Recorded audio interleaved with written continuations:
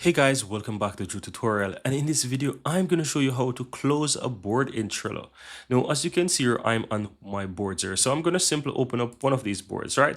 So let's say you're here and you want to close either this board or another board. You can easily go ahead and let's say click on boards on the left hand side from these options and find the board that you want to, let's say, close. So let's say I want to close this board here and open up the test board, and once you're here, all you have to do is click the three dots on the upper right hand side of this board, and then you want to look towards the bottom. The last option is there. It says close board. You click on that and then you have the option to close.